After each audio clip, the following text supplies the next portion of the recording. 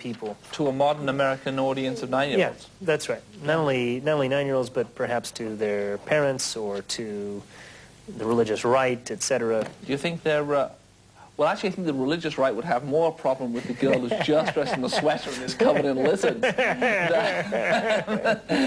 Perhaps you're right. It's important to have the darkness as long as there's light at the end of the tunnel.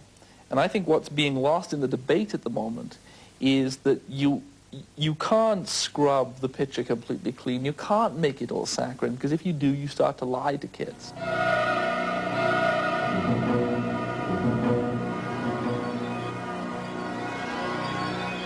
Behind me, Los Angeles at night, laid out like a carpet, or the opening shot from Blade Runner.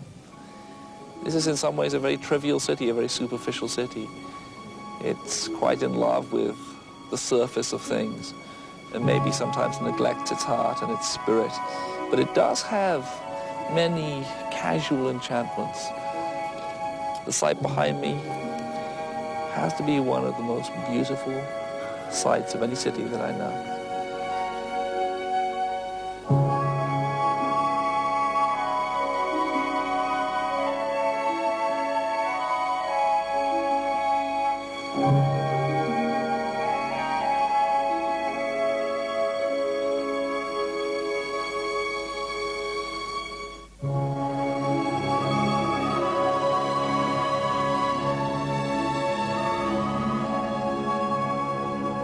LA has many strange responses to the business of the flesh.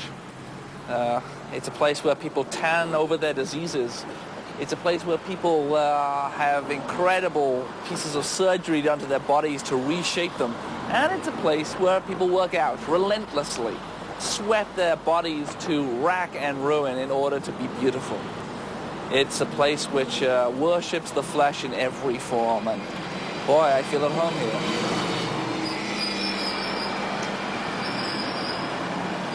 But we're a little way, just a few yards from my favorite store in the city, the Soap Plant, which sells, as we will see, an extraordinary collection of books and items which sort of represent many of the preoccupations that brought me to the city in the first place. We've got Timothy Leary here on visions and drugs. We've got a book here on drugs that make you smarter. That's a big subject at the moment, and one which I'm kind of interested in. I'm getting to the age when I really want to be taking some smart drugs. We've got books of erotic art, hardcore erotic art, books of grotesquerie. This is rather wonderful. An extraordinary painter of profoundly grotesque images, rendered with obsessive detail. I guess this is my favorite aisle. We have Giga here, of course, the man who designed the Alien from the movie of the same name, an extraordinary guy who's a pal of mine and an influence upon me.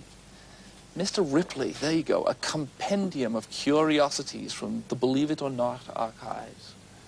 On this side we have James Dean, Dennis Hopper, Malcolm X. Portrait glamour, there you go. Portrait glamour on the one side, the wonderful Bette Davis.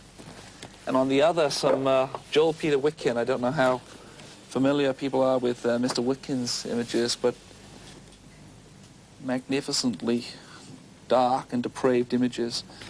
This is a city which seems to thrive on contrasts, thrive on horrors and beauty side by side. Sometimes walking through the city is like walking through a Fellini movie. This is an environment I suppose I've always dreamed about having. This wing of a house I had built for this purpose. I have never had as comfortable a place to write as this, never been as happy in a writing environment as I am here, but I suppose it's taken 25 years to get to this. I have to work rigorously, pretty much office hours. That means, in a sense, you can't indulge the artist notion. You just have to get on with it. There's no such thing as a potential writer. There's just a guy who writes, you know?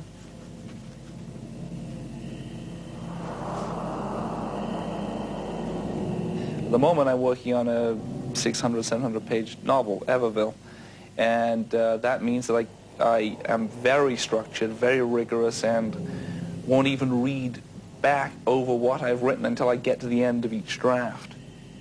I'll write 3 handwritten drafts usually, which in the case of Everville here will be 9,000 handwritten pages, I suppose, something in that region. I keep a notebook beside the bed, so I keep what roughly might be called a dream journal. So dreams are very important, and so are daydreams. I mean, you know, in a sense, what am I doing for 10 hours a day when I'm writing a novel but, you know, dreaming with my eyes open? I mean, that's the whole business of writing this kind of material, I think, is that you are plunging into, plunging down through layers of your consciousness into hopefully fairly primal areas. Looking back, was there some sort of pattern to your reading, to your voluntary reading when you were a boy? I think there was, and I think a lot of it was based upon, I don't think I grasped a lot of what I was reading. I grasped the parts that I needed, if you will. And I suppose Blake was a revelation, because here was talk of Camden Town and Marylebone and angels and demons all in the same sentence. Mm-hmm. And what attracted you about that juxtaposition? It was the juxtaposition that again, a sort of parallel world. There it is. Angels hovering and... Well, it isn't even a parallel world. The London streets going. Yes, he's not even saying it's two worlds. Yeah. He's saying it's just one world. Yeah. And that was the revelation to me, that previously I'd lived, if you will, the sort of C.S. Lewis vision, which is that you open the wardrobe and you step through the wardrobe and Narnia's on the other side. What Blake says is, Narnia's here.